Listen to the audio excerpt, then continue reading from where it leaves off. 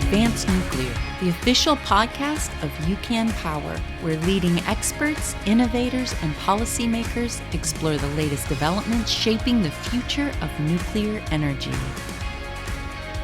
Thanks to our sponsors of Advanced Nuclear, whose support helps make these discussions possible. Cybernetic intelligence, sovereign compute, uncompromised security, and resilient power built end to end. Welcome to Advanced Nuclear, the official podcast of UCAN Power, the United Coalition for Advanced Nuclear. I am your host, Dominique Cooper. Listeners, I am super excited today because I get a chance to talk to someone who has actually done the work and is still doing the work in the nuclear industry. Brett, I'd like to welcome you to Advanced Nuclear. Thanks so much for having me, Dominique. It's an absolute pleasure. Awesome. So you know what? I am going to hit the ground running. Let's get into your journey. Could you share with our listeners like who you are, what you're doing, and a little bit of your career history? Sure. Brett Rampal. I'm a nuclear engineer by trade and training. I got my start at my career at General Electric and Westinghouse, supporting the existing fleet and nuclear fuel related jobs. I left Westinghouse in 2014. Oh God, time flies. When you're having fun, it does, Brett. Yeah, I don't know if it's all been fun.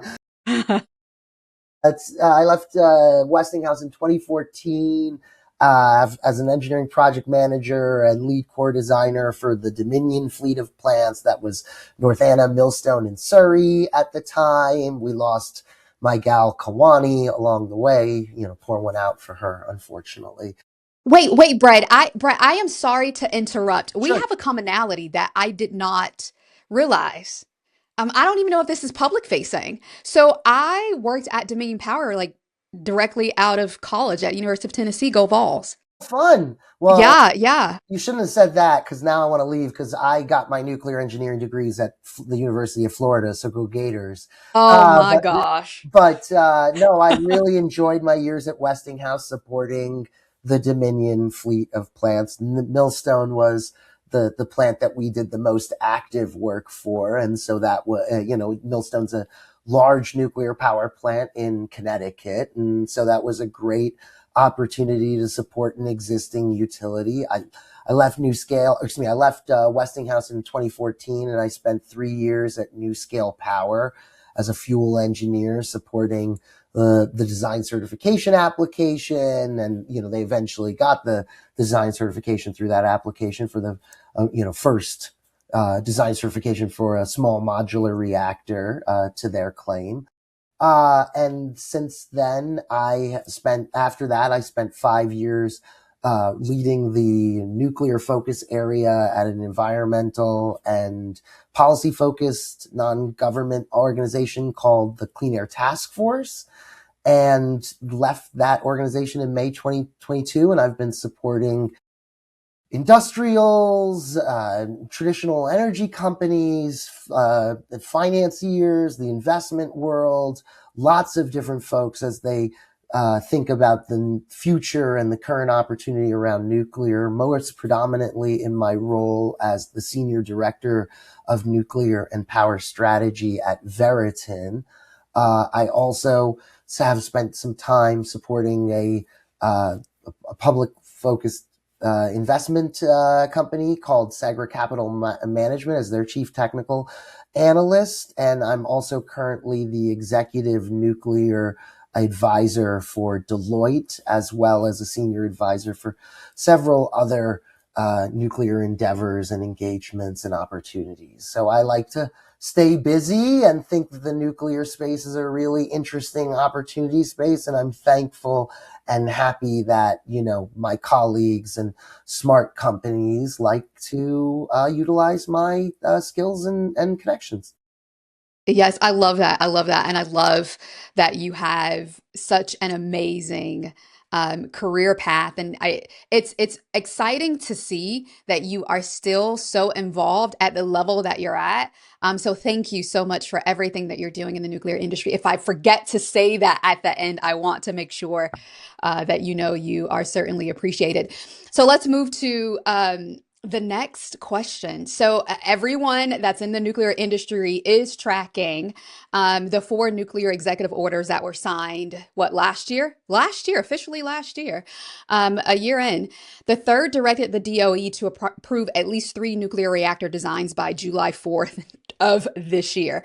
Now, that reactor goal is about 6 weeks away. How many of those designs are you watching closely?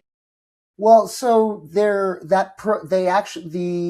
goal is actually to achieve criticality. So it's more than even just approving the reactor design. It's for 3 of those sort of approved. It's actually, we call it authorization through the DOE process.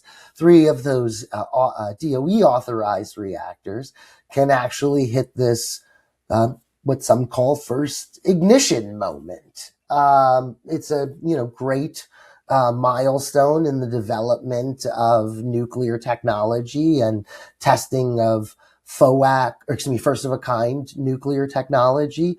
And so it's been a process that I think many of us are watching for sort of the all 11 participants that were initially allowed into the Department of Energy reactor pilot program, which was an accelerated pathway through previous authorization pathways by removing overly burdensome red tape and unnecessary bureaucracy.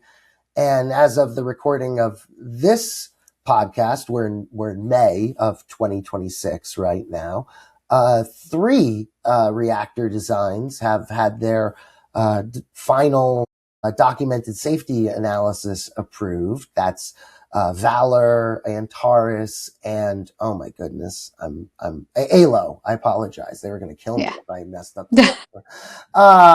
But it's moving so fast sometimes that it's becoming difficult to keep up and keep track of all of these milestones. And those 3 reactor designs and concepts being produced by the 3 reactor designs and concepts being developed by those 3 companies to various different degrees of sort of development. Some are doing just an initial testing facility. Some are doing sort of first reactor ignitions and everything.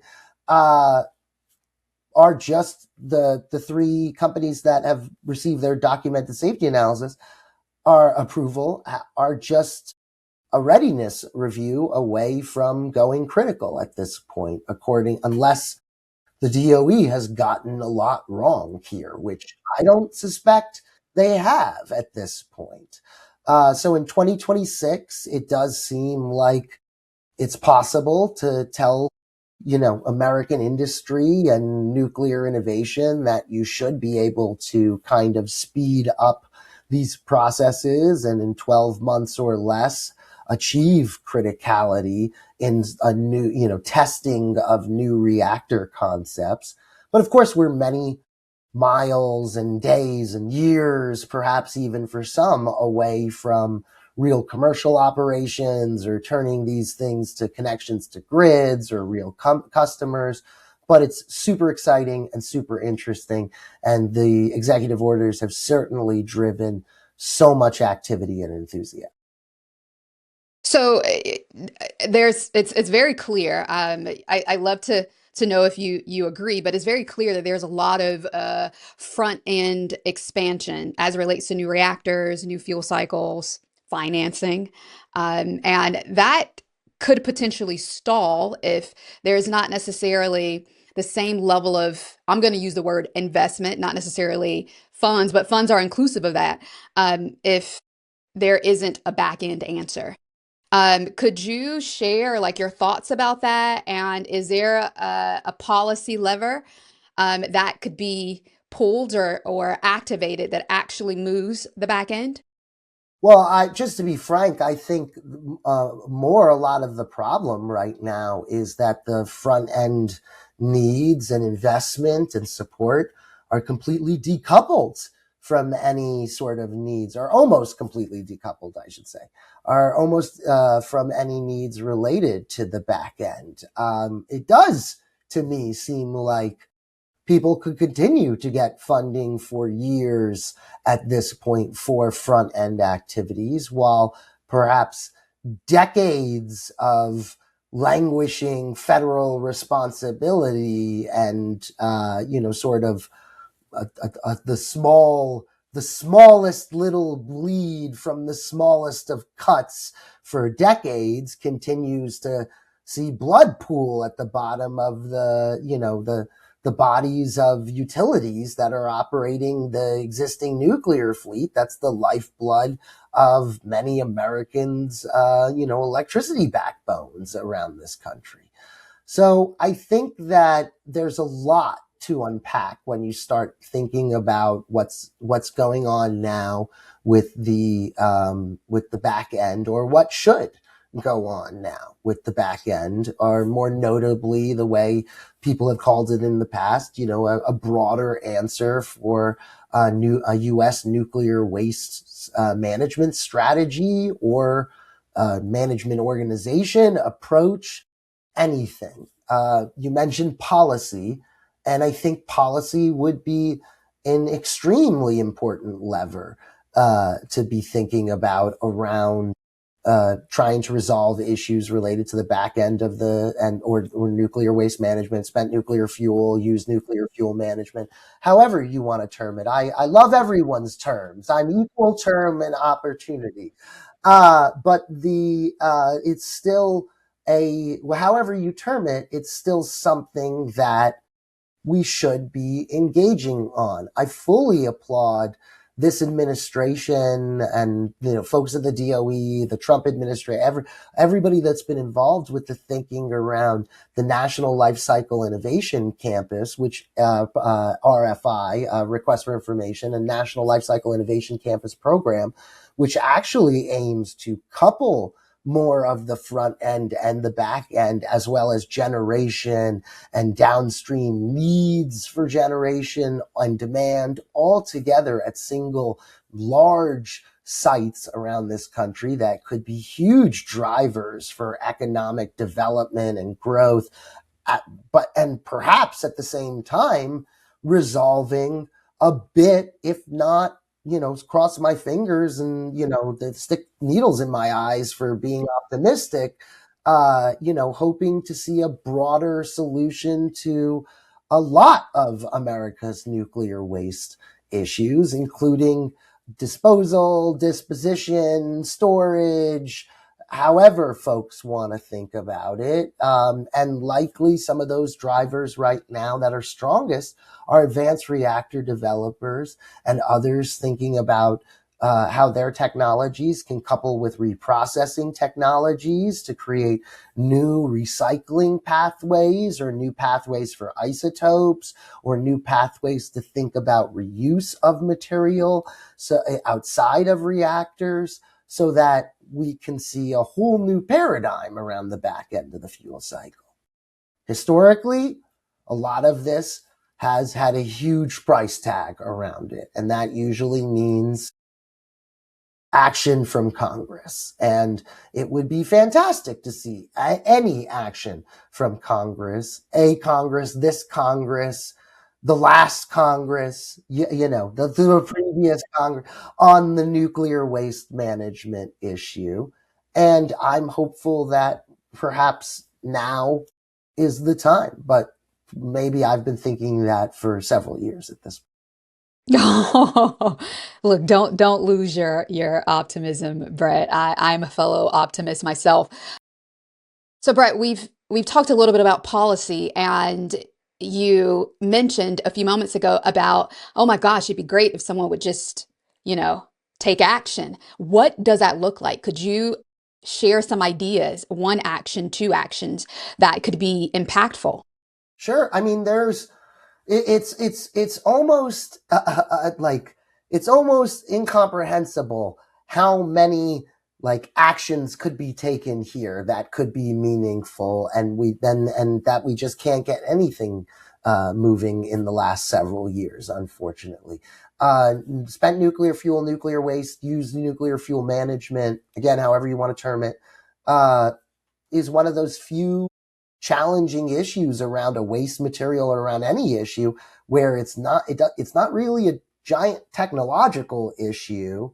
And in the United States, we already have funding available in the form of the Nuclear Waste Fund, which taxpayers paid for decades into, and utilities sued the federal government to stop the collection of, due to the federal government not engaging on its statutorily and legally obligated and congressionally directed obligations to finish Yucca Mountain and create a repository for spent nuclear fuel. We live in a different world now, and policy levers like thinking about more than one repository, opening up the siting for additional locations, the thinking about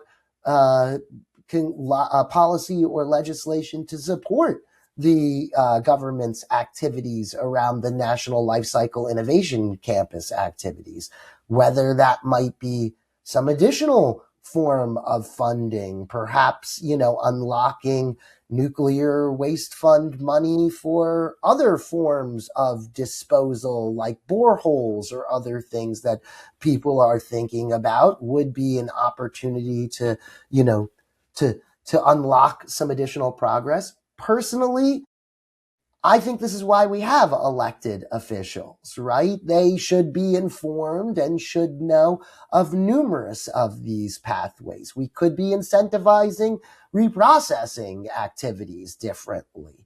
It's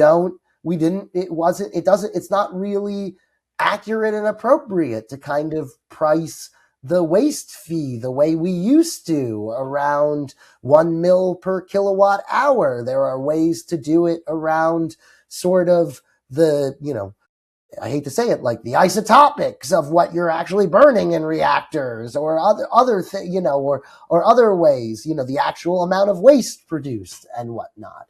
And that way you could then more tie the funds that are then allocated in the Nuclear Waste Fund for different activities, or for the reductions in volumes, or for all sorts of different things. Again, there's lots of, you could think about independent public-private organizations to kind of help manage take it out of the hands of the DOE. You could think about empowering the Department of Energy further to lead here in this area. There's lots of different ways on the teeter-totter of management organizations and fundings versus market incentives to kind of think about policy levers to move forward in the nuclear waste space.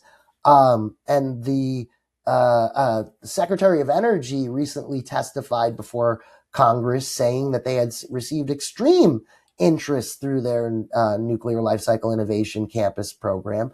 28 applications or engagements of some kind from 28 individual states. And personally, a lot of the challenge or issue with Yucca Mountain and the previous sort of solution that we were moving forward with for this country's nuclear waste management questions was that it became a single state, quote unquote, famously called screw Nevada approach to kind of, resolving spent nuclear fuel. And so several of us have always joked, you really only need to get 2 states really interested in doing this for the benefit of themselves and the rest of the nation.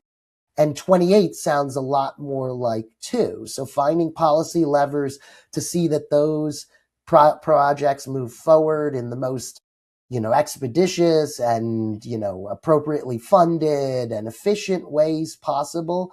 And again, we eventually see numerous different sort of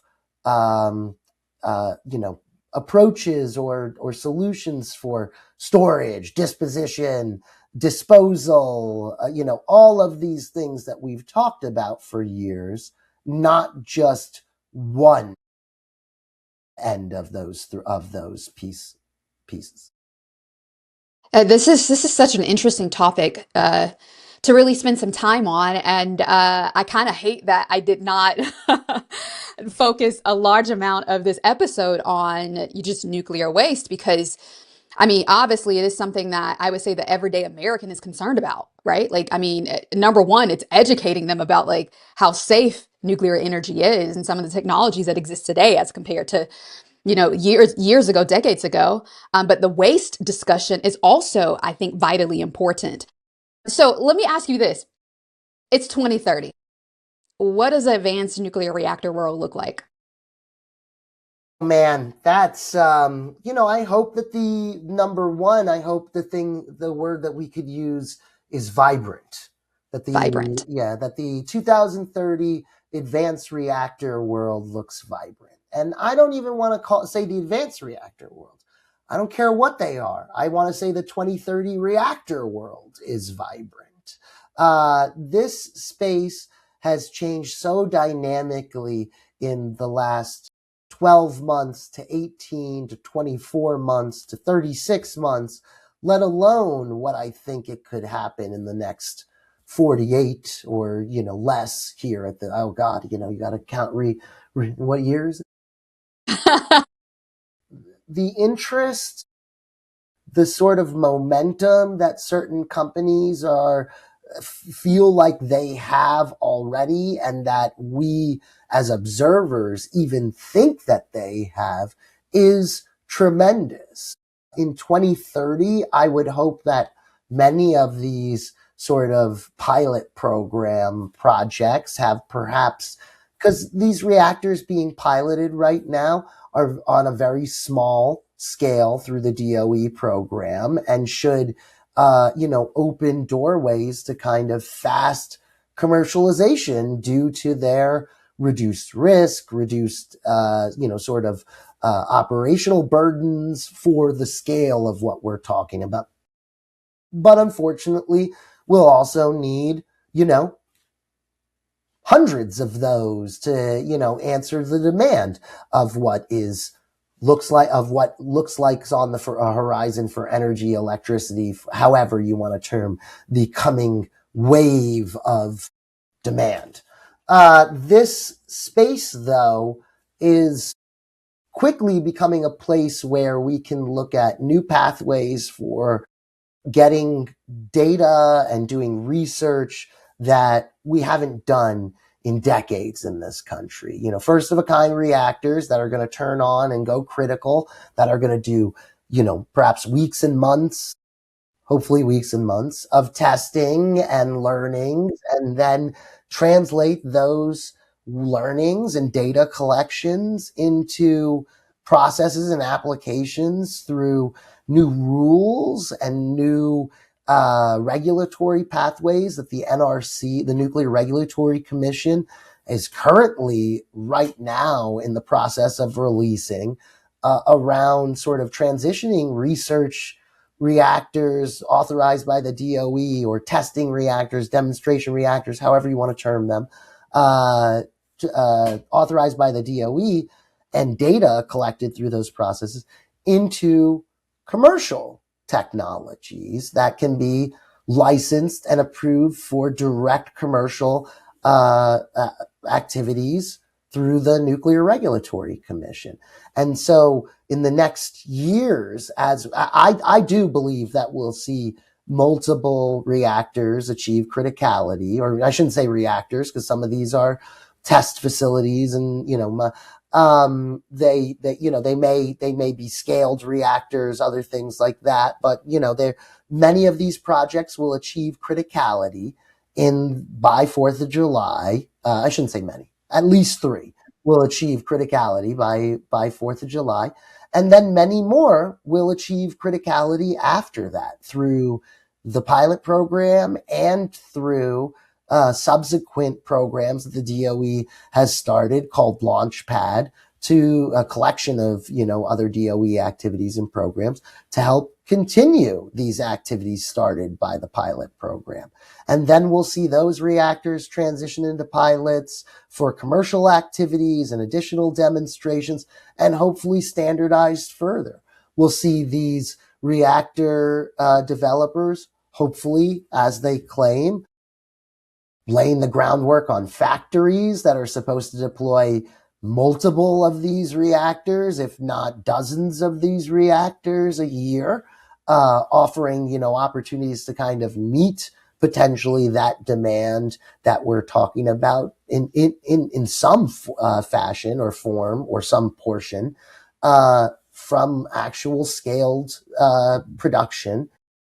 And then we'll continue to see larger projects that have already broken ground or are breaking ground right now, like the advanced reactor demonstration programs, hopefully continuing to make huge strides and progress to providing hundreds of megawatts in direct sort of commercial engagements that were previously funded and hoped to be an opportunity to kind of leapfrog or turbocharge or rocket, these, whatever appropriate analogy,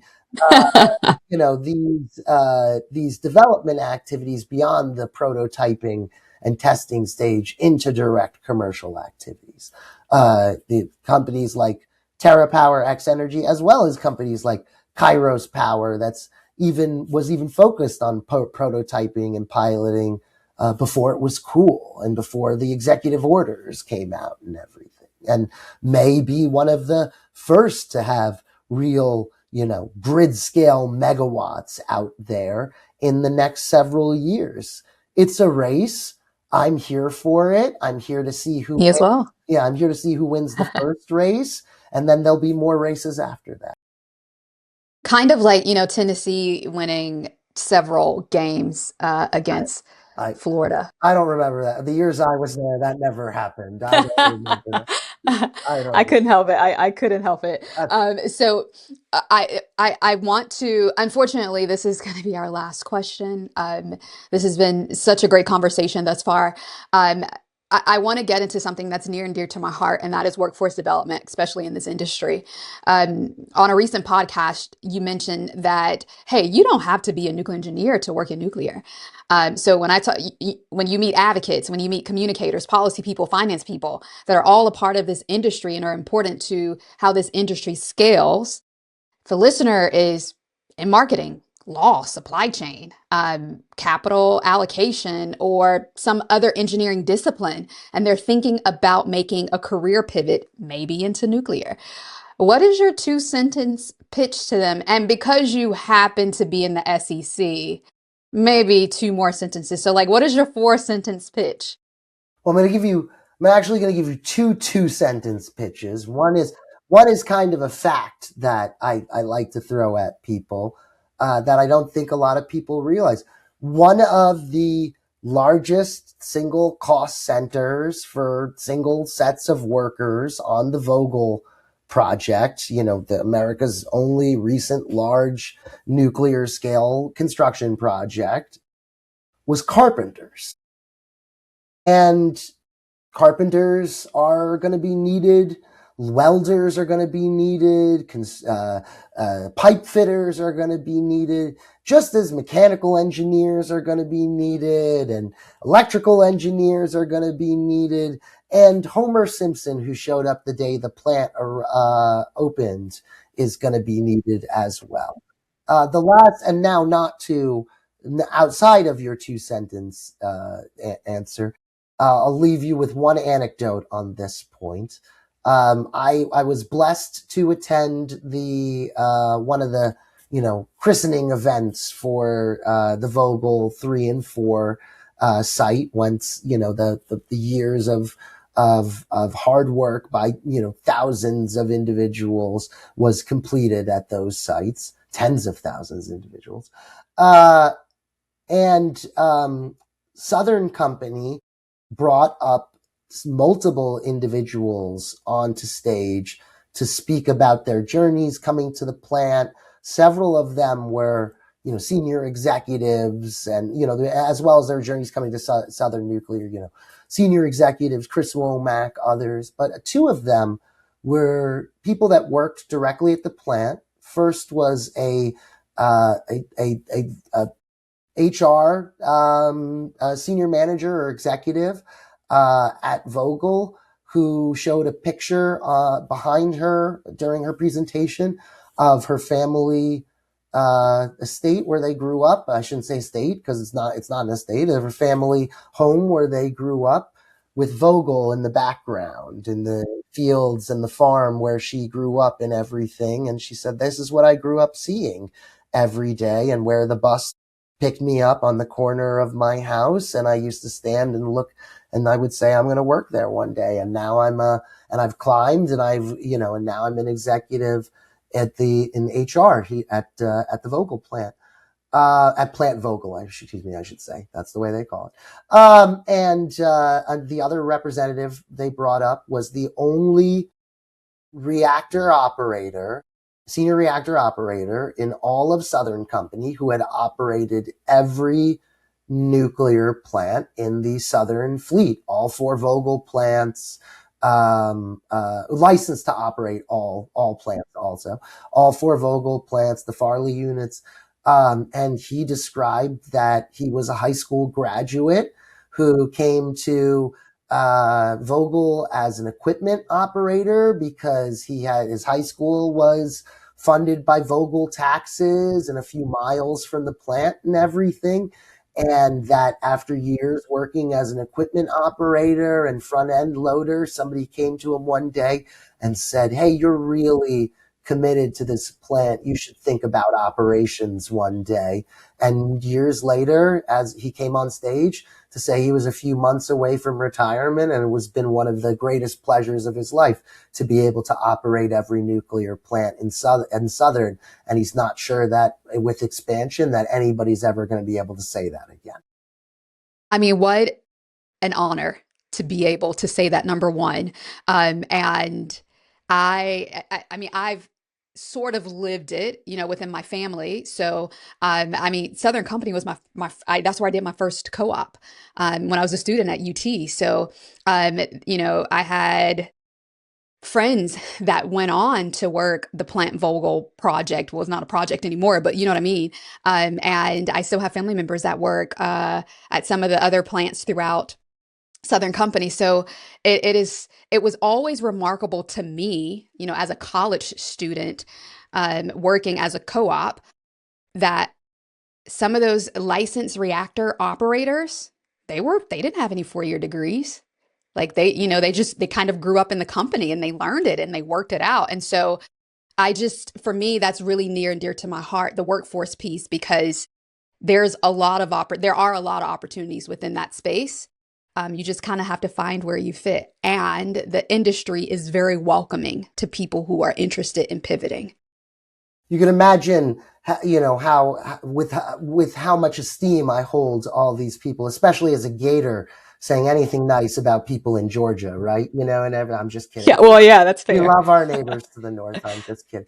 But you asked about SEC, so I had to drag it in there. But I think the nuclear utilities and some of the folks that work there are some of the most selfless and most backbone of our electric grid in the United States and everything. And I applaud everyone that's been there, especially the ones that have been there through the hard times, not just our pretty girl moment. I shouldn't say our pretty boy or girl moment that we're all having right now. I was the ugly kid growing up, so I can.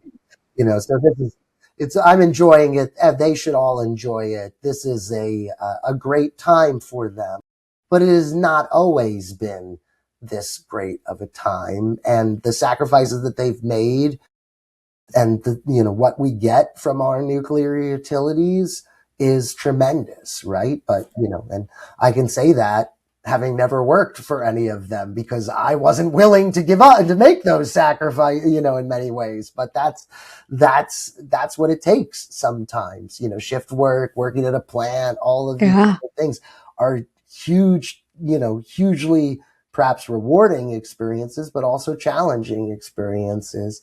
But they are also open to, those of us with the highest of college degrees, as well as, Southern's only operator of every nuclear plant they have, a high school graduate. Yes, I would love to talk with him. It would be fantastic. So I don't know if you have I think he's any. retired now. So I think, rode off Yeah, into the sunset right after that, probably.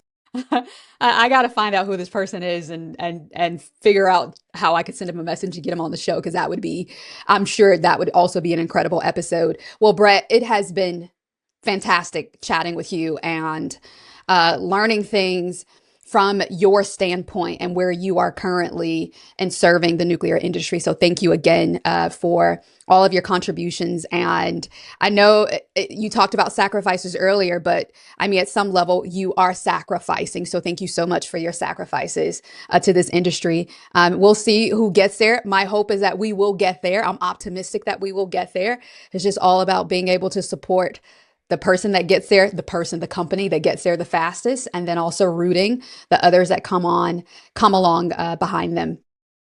To our listeners, what an incredible show. You heard it yourself from Brett. I mean, he is one of the few people in the industry who has done the work and is currently doing the work. I hope you are able to feel and internalize his passion just as much as I was able to do so. I want to thank you, listeners, for being here today. If you're watching on YouTube, please hit the like, share, and subscribe button. It really helps more than you would think. If you want to learn more about UCAN Power, don't hesitate to go visit ucanpower.org. I am Dominique Cooper. See you next time on Advanced Nuclear. Thanks. Building education for energy. B, activates communities, educates the next generation, and makes energy careers visible, real, and worth chasing. Learn more at bcamp.org. ALO, energy without limits.